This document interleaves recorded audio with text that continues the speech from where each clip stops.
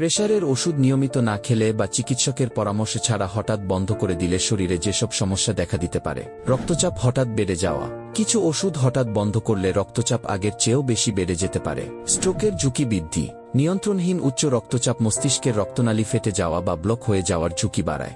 Heart attack ও হৃদরোগের ঝুঁকি। উচ্চ রক্তচাপ হৃদযন্ত্রের উপর অতিরিক্ত চাপ সৃষ্টি করে, যা হার্ট অ্যাটাক, বুকে ব্যথা বা হার্ট ফেলিউরের কারণ হতে পারে। কিডনির ক্ষতি। দীর্ঘদিন অনিয়ন্ত্রিত রক্তচাপ কিডনির কার্যক্ষমতা কমিয়ে দিতে পারে।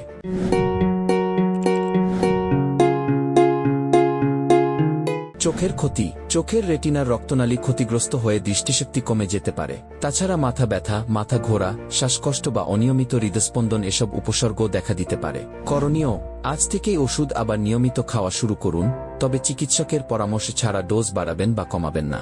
যদি মাত্র এক ডোজ মিস হয়ে থাকে, মনে পড়ার সঙ্গে সঙ্গে খেয়ে নিন, তবে পরবর্তী ডোজের সময় কাছাকাছি হলে মিস হওয়া ডোজটি বাদ দিন। একসঙ্গে 2 ডোজ খাবেন না। বাড়িতে রক্তচাপ মাপুন এবং ফলাফল লিখে রাখুন।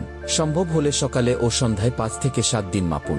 লবণ কম খান, অতিরিক্ত চা কফি, ধূমপান ও অ্যালকোহল এড়িয়ে চলুন। নিয়মিত হাঁটাচলা, পর্যাপ্ত ঘুম এবং মানসিক চাপ নিয়ন্ত্রণের চেষ্টা করুন।